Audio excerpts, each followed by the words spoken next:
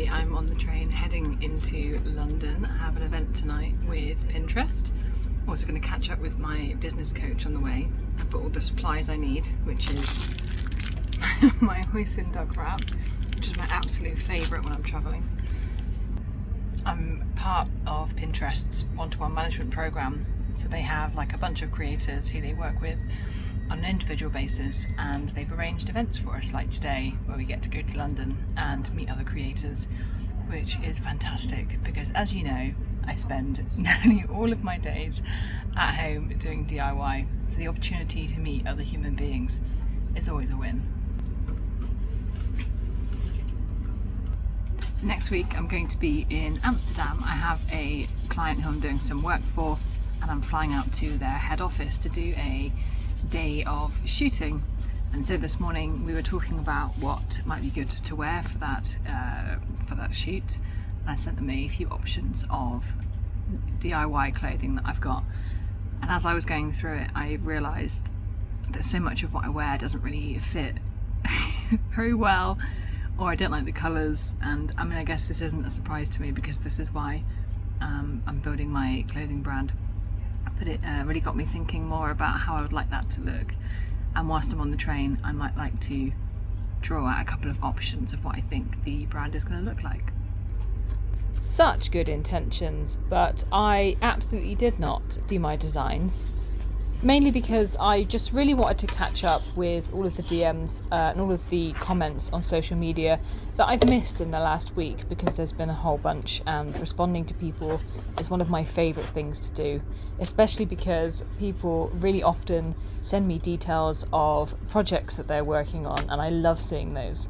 Here I'm just showing you all of my train supplies, and I hate to admit this because I think it's a bit embarrassing, but there's still something I find kind of magical about travelling into London.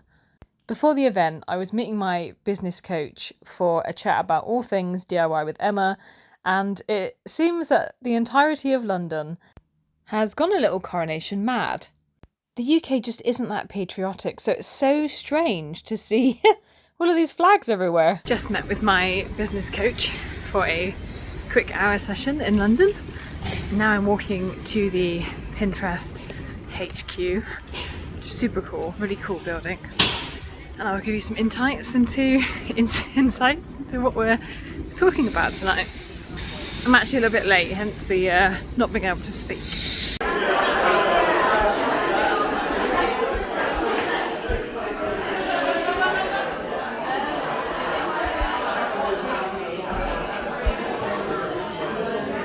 The Pinterest offices are exceptionally cool, and they put on such a good spread every time I go.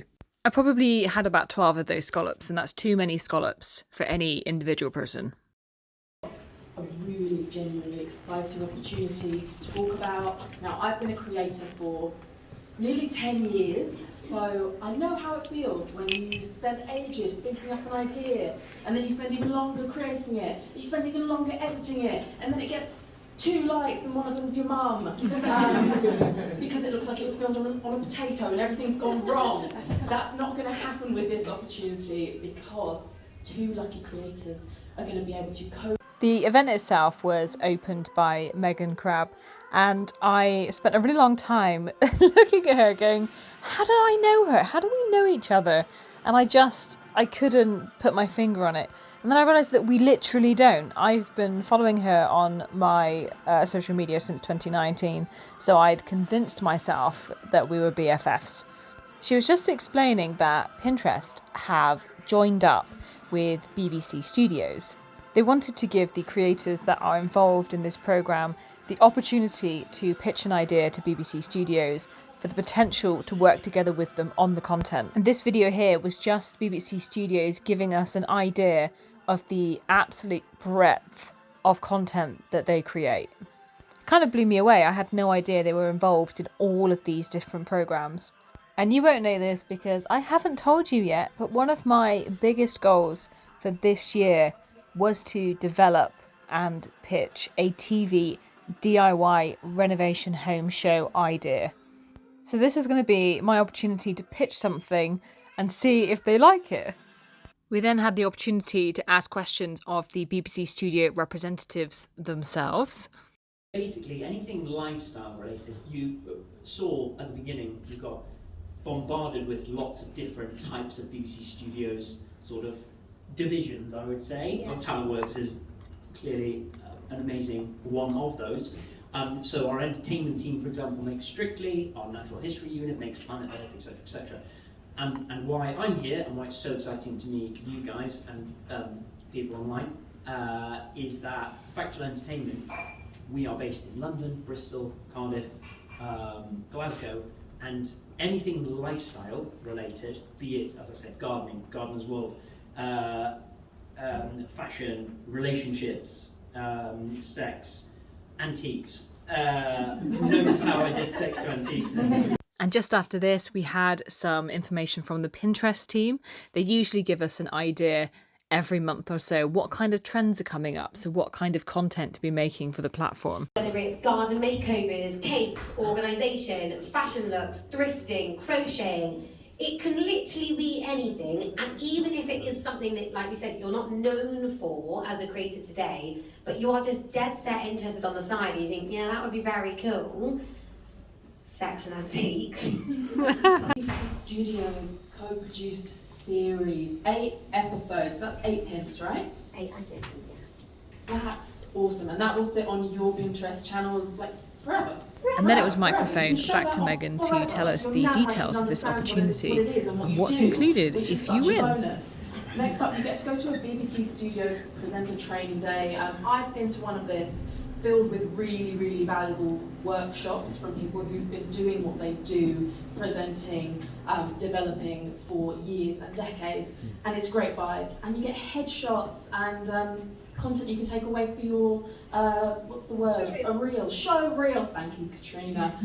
So at this point, as you can imagine, I can barely contain my excitement because this is such a good fit for where I'm headed. I'm going to put my all into this. And then I left and got back on the underground, and I had to pretend to be adjusting my glasses because I felt embarrassed. Oh no! The coronation craze has come to Bristol. It does look cute though. I do kind of like it. It's a really nice opportunity for people to come together in celebration. Can't believe I'm doing this. It is 11:15 at night. I haven't finished editing this video yet. I will shortly. But I've got a 3-mile run to do.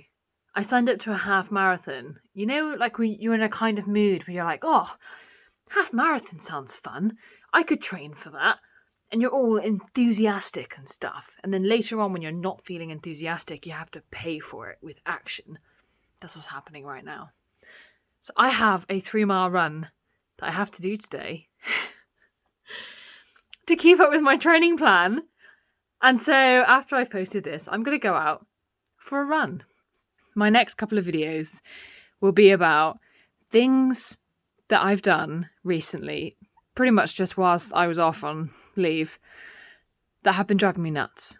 Things in my house that have been driving me nuts, and I have been so eagerly waiting to get them finished. Looking forward to sharing those with you. If you've enjoyed this episode, don't forget to subscribe.